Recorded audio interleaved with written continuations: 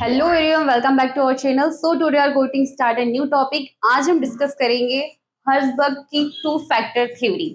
अब हमने कल जो वीडियो में डिस्कस क्या किया था, मोटिवेशन के बारे में जाना था। कल तीसरी यूनिट हमने स्टार्ट किया था जिसमें मोटिवेशन हमारा टॉपिक था। मोटिवेशन के लेवल पढ़े थे हम लोग ने एंड उसके बारे में, उसके टाइप्स के बारे में पढ़े थे। एंड एक थ्योरी हम लोग ने डिस्कस कर चुके थे जो थी अब्राहम मास्लो की नीड थ्योरी। ठीक है, हायरार्की नीड थ्योरी हम लोग ने डिस्कस कर चुके थे, फर्स्ट थ्योरी। ठीक है, अब सेकंड थ्योरी के बारे में आज डिस्कस करने वाले हैं जो कि है हर्ट्जबर्ग की टू फैक्टर थ्योरी। ये भी एक एग्जाम के पॉइंट ऑफ व्यू से बहुत इंपॉर्टेंट है, एग्जाम में पूछी जाती है, तो आप इसको अच्छे से पढ़कर जाएंगे। ठीक है, तो हर्ट्जबर्ग की टू फैक्टर थ्योरी क्या होती है वो देखेंगे। तो हर्ट्जबर्ग की जो टू फैक्टर थ्योरी किसने दिया था? फ्रेडरिक हर्ट्जबर्ग ने दिया था, जो कि कब दिया था? 1959 में दिया था। इन्होंने ये जो हर्ट्जबर्ग की जो थ्योरी दिया था वो किसके आधार पर दिया था? टू फैक्टर्स बताए थे यहाँ पे उन्होंने। एक मोटिवेटर फैक्टर के बारे में बताया था और एक हाइजीन फैक्टर के बारे में बताया। मोटिवेटर फैक्टर के बारे में बताया था और एक हाइजीन फैक्टर के बारे में बताया था। अब ये फैक्टर उन्होंने लेकर कहाँ से आए? उनको ऐसा मोटिवेटर और उन्हें हाइजीन फैक्टर को अलग अलग क्यों बताया? तो यहाँ पे इन्होंने जो फ्रेडरिक हर्ट्जबर्ग ने अपने ऑर्गेनाइजेशन में बोल सकते हैं, वहां पे उन्होंने कम से कम 200 इंजीनियर्स और अकाउंटेंट्स का इंटरव्यू लिया। तो उन्होंने वहां पे जो वहां के एम्प्लॉय थे, इंटरव्यूअर्स थे, उनने क्वेश्चन किया कि आपको अपने काम के प्रति कब आपको सेटिस्फेक्शन कब मिलता है और आपको कब जॉब में डिससेटिस्फेक्शन कब मिलता है। तो वहां पे उन्होंने पाया, एम्प्लॉय ने क्या आंसर किया, तो उन्होंने वहां से फैक्टर निकाला कि कब जो एम्प्लॉय है वो मोटिवेट होता है और कब वो हाइजीन होकर जॉब सेटिस्फेक्शन के बारे में सोचता है।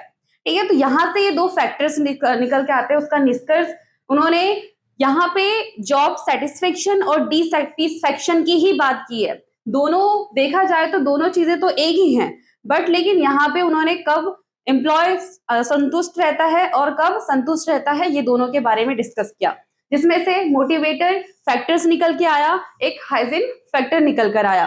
तो देखते हैं कि मोटिवेटर फैक्टर क्या होता है और हाइजीन फैक्टर क्या होता है। ठीक है, तो फर्स्ट हमारा मोटिवेटर फैक्टर है, ये हमारा मोटिवेशनल फैक्टर भी बोलते हैं हम इसको, जो कि कैसे आता है? Achievement, recognisation, responsibility, growth, promotion and interesting work के साथ आता है। कैसे कि जो फ्रेडरिक हर्ट्जबर्ग ने जब वहां पे एम्प्लॉय से क्वेश्चंस किए तो वहां पे पाया गया कि जब उन्होंने अचीवमेंट की बात की, रिकॉग्नाइजेशन की बात की, रिस्पॉन्सिबिलिटी की बात की, ग्रोथ की बात की, तो इन बातों से कहा क्या समझ आया कि एम्प्लॉय संतुष्ट है और मोटिवेटेड हो रहा है, मतलब मोटिवेशन उसको मिल रहा है उस चीजों से। तो यहाँ पे जो मोटिवेटर फैक्टर्स है, तो यहाँ पे जो एम्प्लॉय है हमेशा क्या रहेगा? खुश रह के काम करेगा और अपने काम के लिए प्रेरित होकर काम करता है। यहाँ पे हमेशा अपने काम के लिए प्रेरित होता है, अपने गोल को अचीव करने के लिए हमेशा क्या रहता है? मोटिवेटेड रहता है। ठीक है, तो ये हो जाता है हमारा मोटिवेटर फैक्टर, जो कि आपकी कोई भी एम्प्लॉय जो भी अपने इच्छा के साथ में अगर इंटरेस्टिंग जॉब कर रहा है तो ऑब्वियसली वो अपने इंटरेस्ट के साथ में अगर जॉब करेगा तो खुश होकर काम करेगा, राइट? तो यही चीजें हो जाती है हमारी मोटिवेटर फैक्टर्स में आ जाती है। ठीक है, अब हमारा हाइजीन फैक्टर। अब हाइजीन फैक्टर को जानते हैं। हाइजीन फैक्टर क्या होता है? जो कि हमें बाहर से मिलता है। जो फ्रेडरिक हर्ट्जबर्ग ने पाया कि एम्प्लॉय के कई सारे जो रिप्लाई क्या है कि अगर उनसे सैलरी की बात की गई हो, कंपनी की बात की गई हो, वर्किंग की बात की गई होगी, जॉब सिक्योरिटी की बात की गई होगी, तो वहां पे उन्होंने पाया कि जो चीजें उनको बाहर से मिल रही है, जो बाहर से दी जा रही है, तो वहां पे उनको क्या कंपनी जो एम्प्लॉय होगा वो क्या होगा? सेटिस्फाइड रहेगा। लेकिन ये एक मेंटेन, इसको एक क्या बोलते हैं? मेंटेन फैक्टर भी बोल सकते हैं कि ये चीजें मेंटेन करके चलनी ही होती है। चाहे आप सैलरी की बात करें, कंपनी के वर्किंग की बात करें, या फिर आप जॉब सिक्योरिटी की बात करें, या फिर आप रिलेशन की बात करें। रिलेशन किस चीज का? रिलेशन विद आप बॉस, रिलेशन विद कोवर्कर्स के साथ में आपका रिलेशन, अगर ये चीजें लेवल में है तो यहाँ पे एक लेवल मेंटेन किया जाता है कि ये चीजें आपको जरूरत है, अगर आपकी पूरी हो रही है या आपका लेवल मेंटेन हो रहा है तो आप क्या करेंगे? यहाँ पे सेटिस्फाई रहेंगे। लेकिन अगर यहाँ पे ये चीजें जैसे कंपनी की वर्किंग अच्छी नहीं है, पॉलिसी अच्छी नहीं है, तो यहाँ पे कंपनी क्या जो एम्प्लॉय क्या होगा? जॉब डिससेटिस्फेक्शन हो जाएगा उसको, है ना? तो यही चीज है। तो हाइजीन फैक्टर में एक तो एम्प्लॉय सेटिस्फाइड रह सकता है और एक डिससेटिस्फाइड रह सकता है, लेकिन यहाँ पे एम्प्लॉय मोटिवेट नहीं रहेगा, क्योंकि ये जरूरतें तो उसके बेस है ही, मतलब ये तो होनी चाहिए। अगर ये चीजें कम हो गई तो हमें जॉब क्या एम्प्लॉय क्या करेगा, डिससेटिस्फेक्शन हो जाएगा, ठीक है, जॉब डिससेटिस्फेक्शन फील करेगा। और ये चीजें जरूरतें पूरी हो रही है तो ये इसमें यहाँ पे क्या होगा कि जो एम्प्लॉय है वो सेटिस्फाइड रहेगा, राइट। तो मतलब हाइजीन फैक्टर जो है वो मेंटेन फैक्टर के रूप में काम करता है, और जो मोटिवेटर फैक्टर है वो हमेशा क्या होता है, मोटिवेशन हम प्रदान करता है, जो कि एम्प्लॉय यहाँ पे खुश होकर और हमेशा काम में प्रेरित होकर काम किया करता है, और यहाँ पे जो चीजें उसको मेंटेन करके काम किया करता है हाइजीन फैक्टर, ठीक है। तो आई होप आपको फैट्रिक के हर्ट्जबर्ग की टू फैक्टर थ्योरी समझ आई होगी, और टू फैक्टर मतलब इन्होंने टू फैक्टर्स में कैसे उसको डिवाइड किया है, ये चीजें आपको समझ आई होगी। ओके, अब हम देखेंगे अल्डरफेयर की ईआरजी थ्योरी, या कि अल्डरफेयर ने ईआरजी थ्योरी में क्या बताया है। तो हमने प्रीवियस वीडियो में क्या पढ़ा था, लोग ने मास्लो की हायरार्की थ्योरी पढ़ा था, ठीक है। वहां पे उन्होंने जो नीड्स के बारे में 5 लेवल्स के बारे में बताया था, 5 से मतलब कि हायरार्की के रूप में उन्होंने नीड को डिफाइन किया था, जो कि बॉटम से लेके टॉप में वर्क कर रही थी। हमने सबसे पहले फिजियोलॉजी हमारी नीड्स है, शारीरिक जो नीड है उसको पहले हम लोग ने देखा था, ठीक है। फिर हम लोग ने सेल्फ एक्चुअलाइजेशन के बारे में सोचा था, मतलब हम लो से हाई में गए थे, ठीक है। अब यहाँ पे जो इन्होंने बताया था तो इसी को यहाँ पे मॉडिफाई वर्जन बताया है अल्डरफेयर ने ईआरजी थ्योरी में, मतलब कि यहाँ पे इन्होंने नीड को ही फोकस किया है। जो मास्लो की हम लोग ने हायरार्की थ्योरी पढ़ा था वो भी नीड में फोकस थी, लेकिन उन्होंने स्टेप बाय स्टेप ज्यादा स्टेप में उन्होंने बेसिक नीड से हाई नीड्स को बताया था। अब यहाँ पे इन्होंने मर्ज करके बताया हुआ है कि जो यहाँ पे जो इंसान की बेसिक जरूरतें हैं, सेफ्टी है, उसको क्या हुआ मर्ज करके बताया हुआ है, ठीक है। तो ए का मतलब हो जाता है एक्सिस्टेंस नीड्स, मतलब कि यहाँ पे आपकी आपकी सेफ्टी और आपके जो शारीरिक मतलब कि बेसिक नीड्स है वो दोनों का मर्ज है, ठीक है। मतलब कि जीने की जरूरतें, मतलब आपको जीने के लिए जो जरूरतें चाहिए रहती है वो यहाँ पे डिस्कस किया है, ठीक है। तो क्या चीजें हैं, सैलरी, फूड, सेफ्टी, यहाँ पे आपका खाना, आपकी सेफ्टी को मर्ज करके यहाँ पे एक्सटेंस मतलब कि ये चीजें आपको जीने के लिए जरूरतें होती हैं, ठीक है। तो इसमें ये थ्योरी के बारे में यहाँ पे डिस्कस किया है। एंड आर का मतलब होता है रिलेटेडनेस। रिलेटेडनेस यहाँ पे क्या किया है कि रिलेशनशिप और जो रिस्पेक्ट, हम लोग ने वहां पे जो सोसाइटी के बारे में पढ़ा था एंड और जो रिस्पेक्ट के बारे में पढ़ा था, है ना, तो वो चीजें यहाँ पे इन्होंने मर्ज करके पढ़ाई है, बताई है। जो रिलेटेडनेस है तो रिलेशनशिप और रिस्पेक्ट, अब इंसान को एक व्यक्ति मतलब कि बहुत सारे लोगों की भी जरूरत होती है यहाँ पे, और एक रिस्पेक्ट की, सम्मान की भी जरूरतें होती है। तो यहाँ पे इन्होंने दो नीड्स को एक साथ कवर किया हुआ है, ठीक है।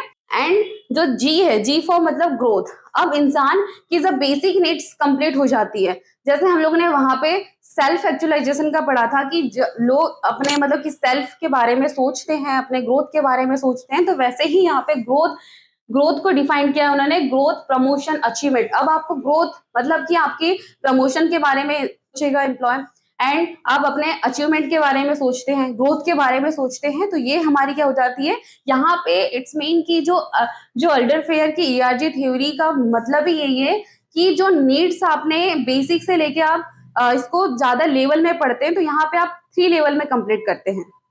आपने मास्लो की जो हायरार्की नीड ऑफ थ्योरी जो पढ़ा था वहां पे 5 स्टेप में आपने नीड्स को कंप्लीट किया था, अब यहाँ पे आपने 3 स्टेप में ही नीड को कंप्लीट कर लिया, आपने इसको मतलब बोल सकते हैं कि मॉडिफाई वर्जन माना गया है, ठीक है। अब हम पढ़ेंगे ग्रुप के बारे में कि ग्रुप क्या होता है, ठीक है। तो अब ग्रुप के बारे में, a group is a collection of 2 और more individual who interact with each other, work together and share common goal. मतलब ग्रुप के बारे में सभी को पता है कि कोई भी एक इंडिविजुअल पर्सन से ग्रुप नहीं बनता है, राइट।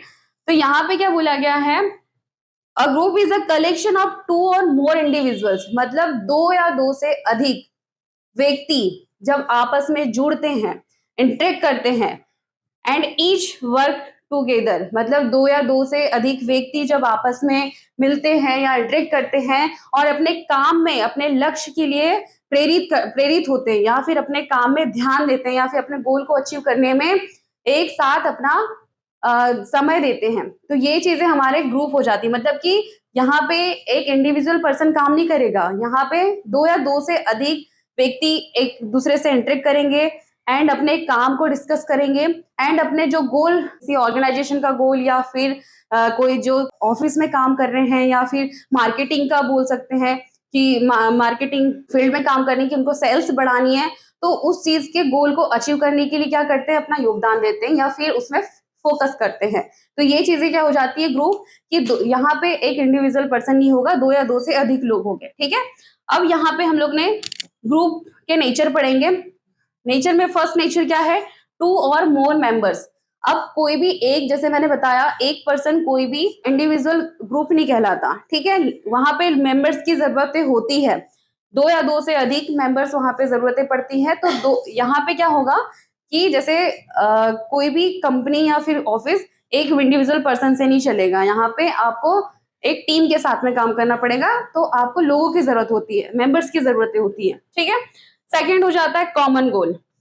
अब कोई भी ऑर्गेनाइजेशन का गोल क्या होगा, एक ही होगा, अलग अलग गोल तो होंगे नहीं कि सेल्स बढ़ानी है, ये सारी चीजें। तो यहाँ पे हर एक पर्सन का क्या होगा, कॉमन गोल होगा, उसी के लिए क्या करेंगे, सारे जो एम्प्लॉय है काम करेंगे। ठीक है, तो ये सभी का कॉमन गोल होता है। ठीक है, एंड थर्ड हो जाता है इंटरेक्शन।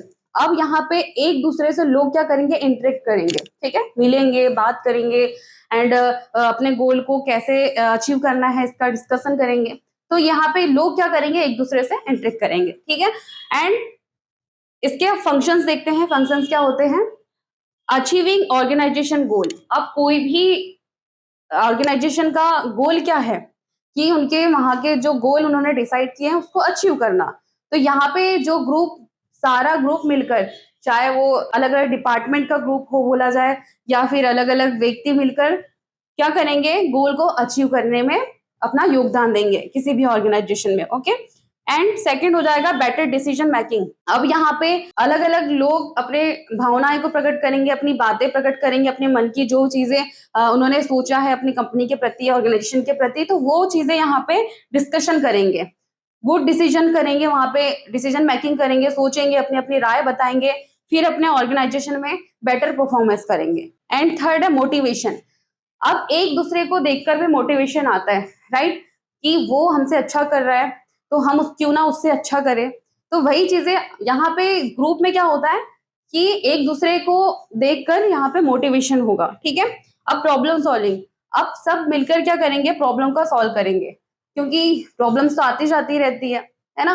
तो यही चीजें क्या हो जाती है कि सारा ग्रुप मिलकर प्रॉब्लम को सॉल्व करेगा। इट्स मीन कि किसी भी कहने का मतलब है ऑर्गेनाइजेशन बिहेवियर में ग्रुप का होना जरूरी है। कोई भी इंडिविजुअल पर्सन ऑर्गेनाइजेशन नहीं चला सकता, ऑफिस नहीं चला सकता। तो यहाँ पे आपको ग्रुप की जरूरतें होती है, मेंबर्स की जरूरतें होती है, राइट। तो ये हमारा ग्रुप का टॉपिक था, ये हम लोग ने कवर किया। तो यहाँ पे हम लोग ने यूनिट नंबर 3 के जो हम लोग ने 3 मेन थ्योरी के बारे में डिस्कस किया, जहां पे हम लोग ने फर्स्ट पहले प्रीवियस वीडियो में डिस्कस कर चुके थे मास्लो की hierarchy need of theory, and Herzberg की 2 फैक्टर थ्योरी भी डिस्कस कर लिया, एंड अल्बर्ट की ईआरजी थ्योरी भी हम लोग ने डिस्कस किया। आई होप आप सभी को ये 3 थ्योरी जो कि मेन है एग्जाम के पॉइंट ऑफ व्यू से, तो आप इसको जरूर पढ़ के जाइएगा।